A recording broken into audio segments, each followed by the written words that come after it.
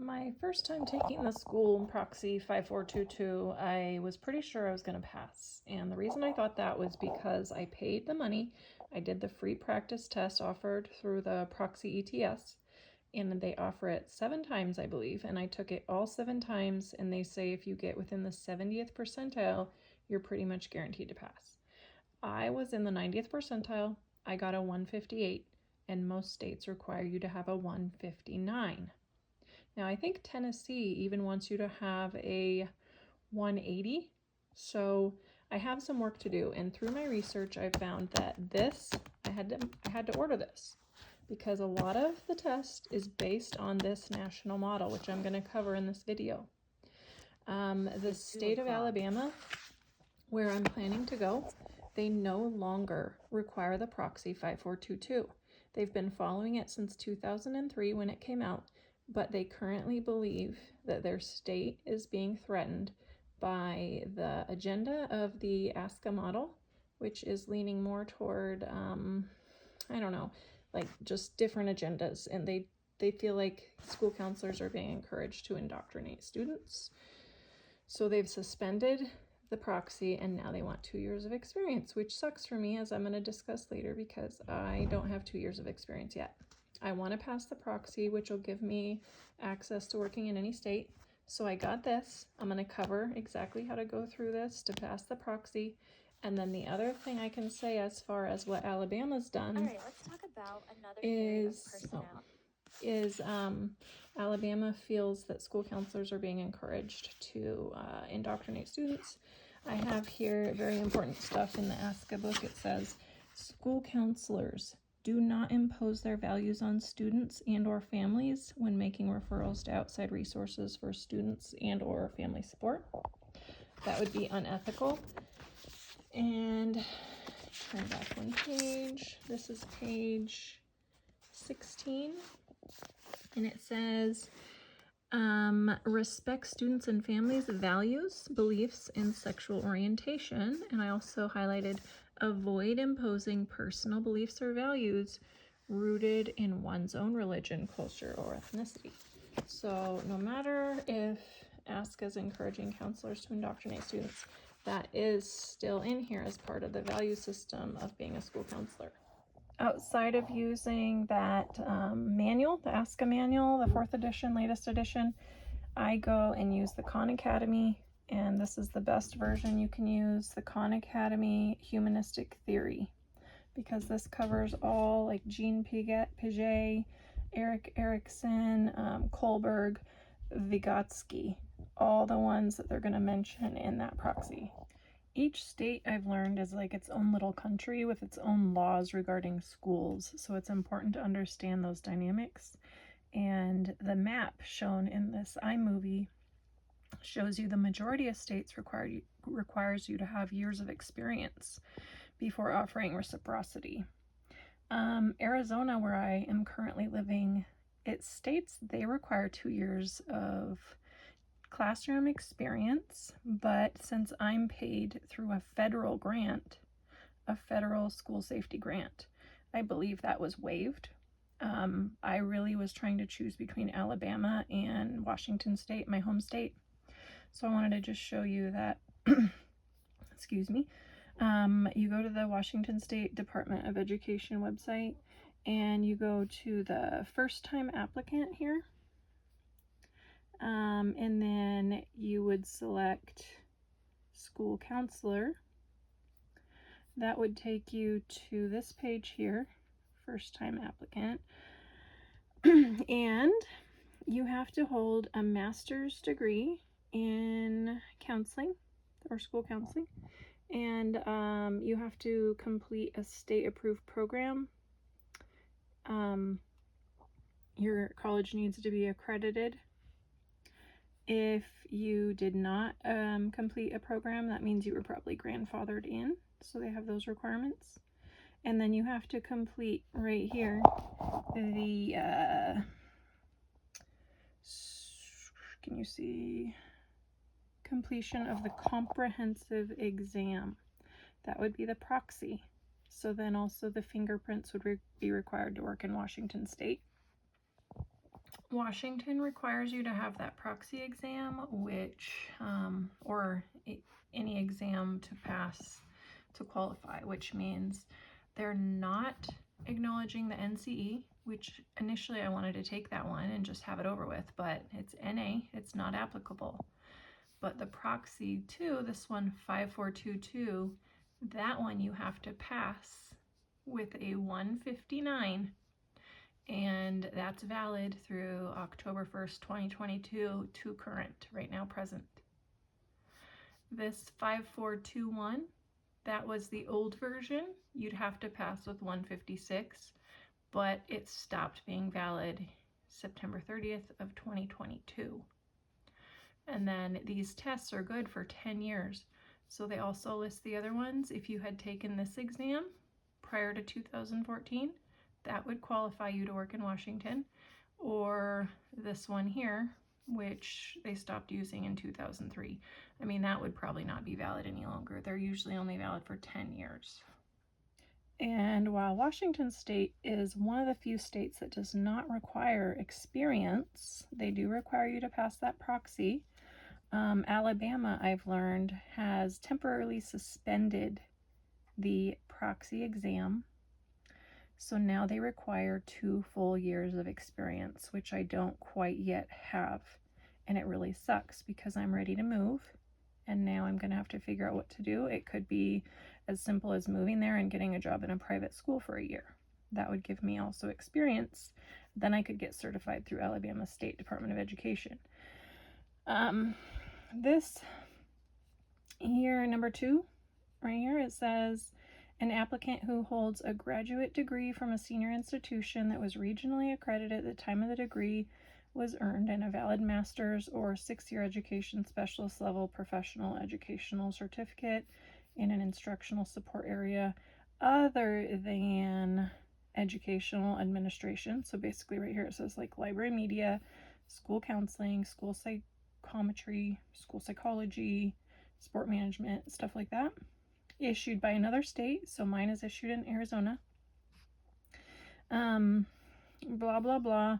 And down here it says Alabama requires 2 full years of full-time professional, that's a key word right here, because professional experience does not mean years you spent as a paraeducator.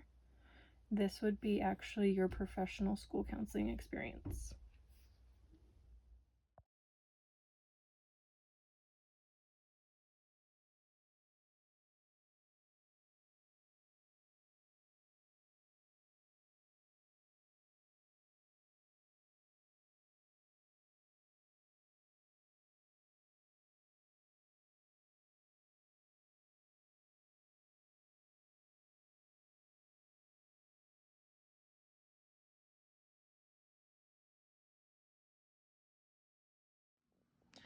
The manual goes over the entire purpose of our role as school counselors and covers the 4 areas, which starts in the book define and then goes to manage. Then after you manage your program, you deliver it, and at the end of the year, you assess your results.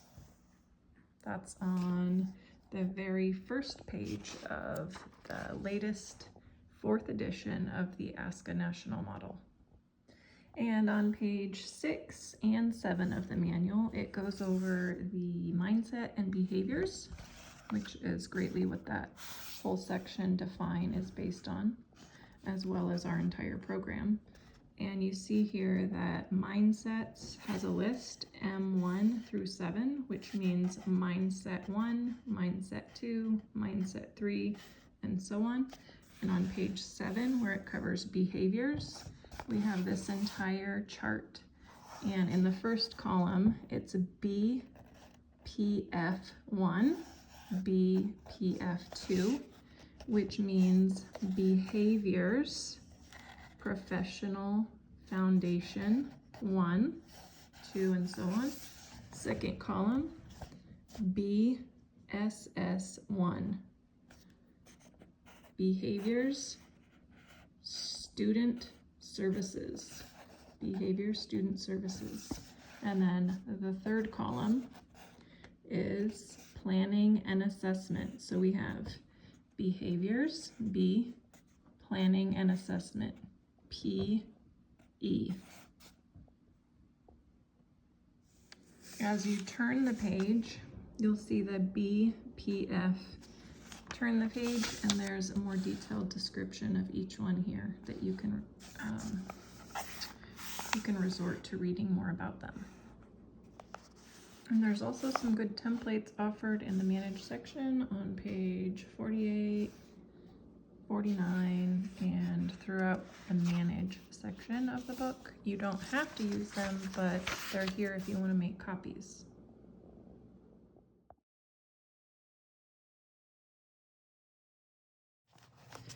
So when it comes to studying, the first in a nutshell note that we can take starts at the define. So we'll just put define. And when you are defining your program, each school will have their own set of needs to be met. And the first step after getting hired at a school or after assessing at the end of the year, assessing the annual results, is to define which ASCA mindsets and behaviors need to be emphasized the most at this particular school in order to make progress and see results each year. This helps align with the school's mission statement and also develop a vision statement for your program. Define is defining your school's highest needs for that year. And after defining the needs of the school, then you can manage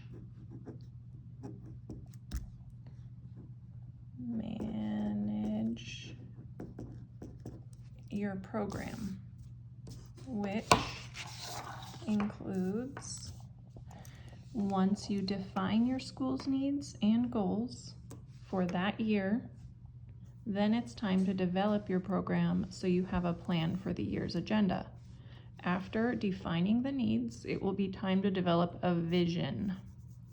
That's your vision statement for your program and for the school.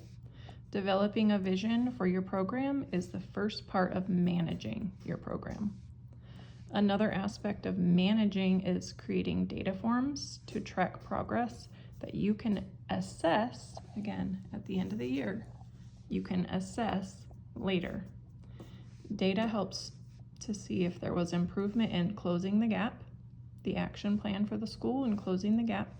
An example of closing the gap would be teachers having limited capacity to deal with behaviors and having a large number of behaviors in their classroom. Through the multi-tiered system of support that counselors offer, we can track the results of closing that gap. Another aspect of managing would be having a school-wide curriculum to deliver. The next step, managing, would be coming up with that curriculum to deliver in large group settings such as classrooms.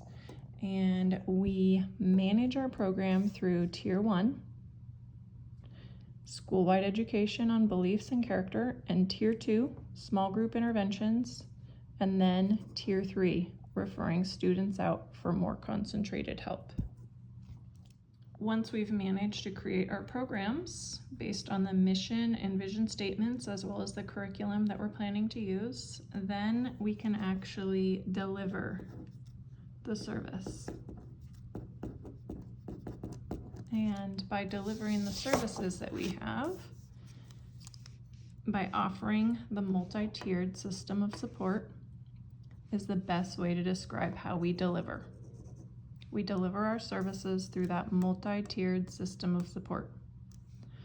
Our time should be spent 80% in the delivery of our services, including Tier 1 and Tier 2, and 20% in indirect services, which includes Tier 3 or other consultation or collaboration on behalf of the students or the shared duties within the school.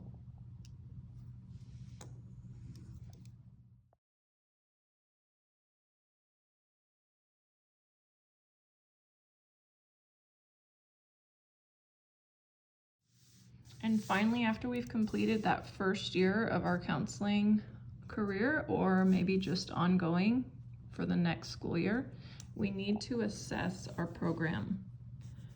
And so, assess.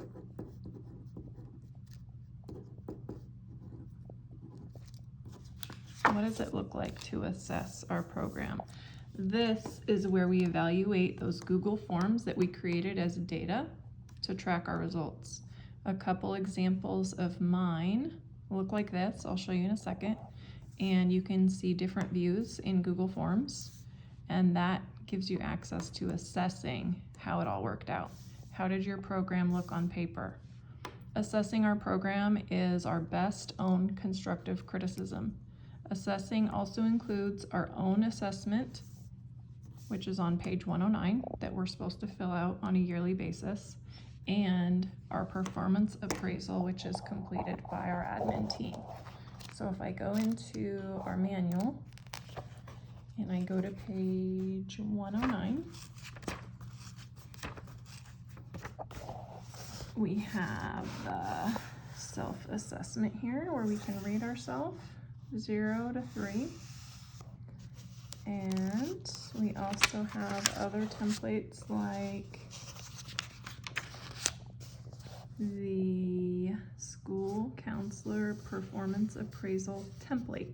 So we can use this to give to our admin to rank us and give us a rating 0 to 3.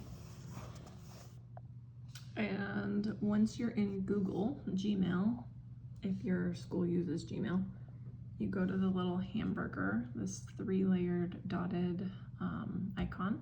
You go to Forms, and then I've created numerous forms.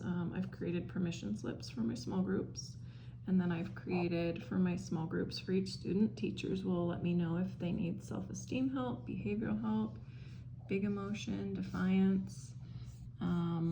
Minute meetings is the one that I'll cover. In a school counseling program, you should only have 250 students per one counselor on your caseload, but many times you're gonna have way more than that.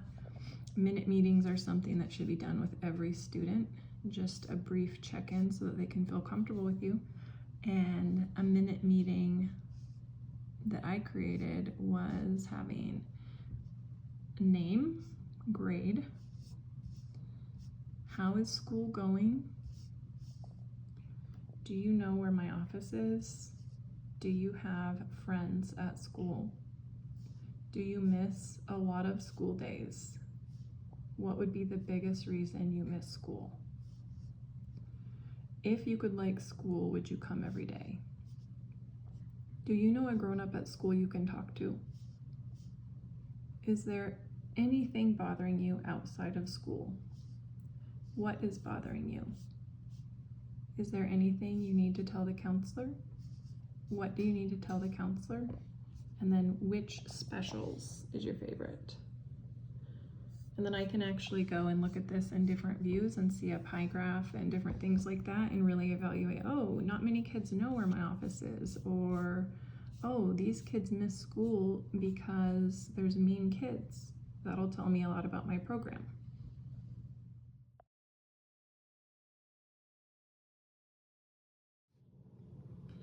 So anyway, the whole thing about having the experience required to be a school counselor in a state is really bothering me because it makes me feel like I have no choice, I have no options, and it's something that they really didn't talk to me about when I was making the decision to become a school counselor, because I was going into occupational therapy, but when I moved to Arizona, I chose to be a school counselor instead.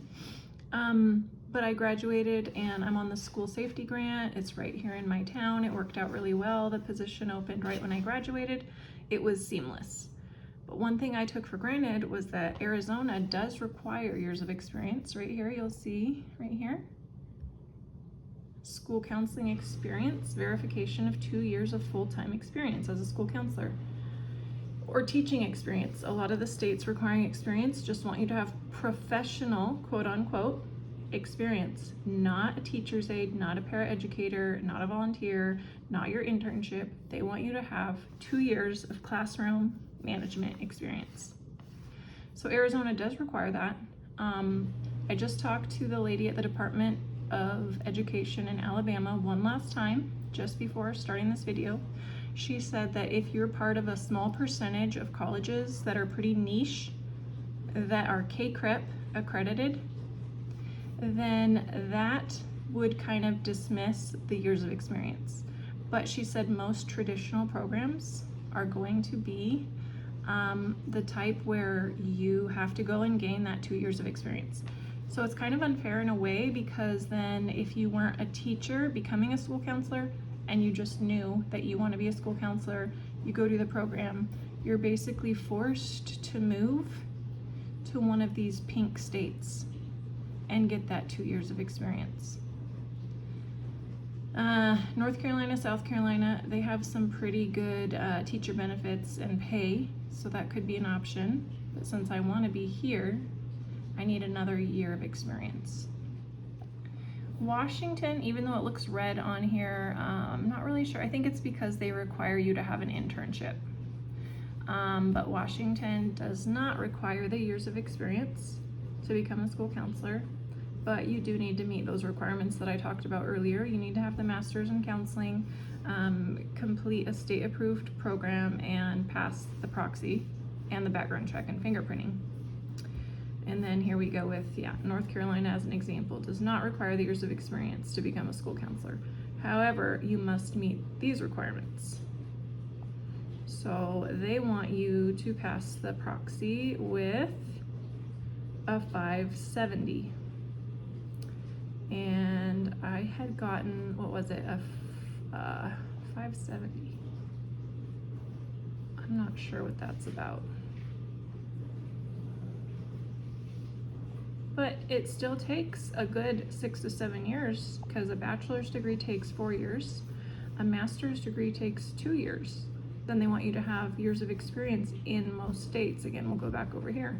Most states want you to have experience. Now, Hawaii, I don't think they require much of anything, but you'd have to look into it if Hawaii is of interest. I'm not sure why it's red. Just as an example, I really don't want my video to be way too long, but this website that I'm at, the worldpopulationreview.com state ranking, school counselor requirements by state. I'm scrolling down, and these are the states that have requirements. And Hawaii, just for an example, it is required to have experience, and the institutional recommendation, meaning your college will sign the paperwork to recommend you, background check, and license. And then it gives details over here. So, requirement: master's degree in school counseling and guidance from regionally accredited college, and the assessment, the proxy, you have to pass that. And then it says you must have experience with your practicum or internship or equivalent in a K-12 school setting as requirements of the degree. So see, each state is like their own little country. This has all been such a learning experience for me over the last year, really, of learning about how this all works. And my video wasn't the best quality. It ended up a lot longer than I wanted it to be, but I really hope this can help someone kind of sort out their thoughts and organize their thoughts.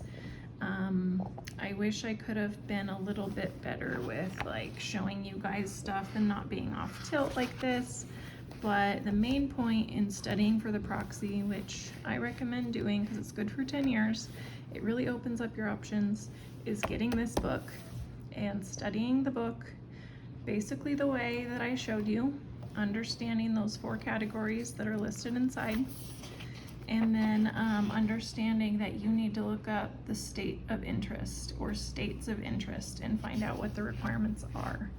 I really hope this helps you. I know it's long. I just really wanted to help someone else the way that I was hoping to be helped. Thank you.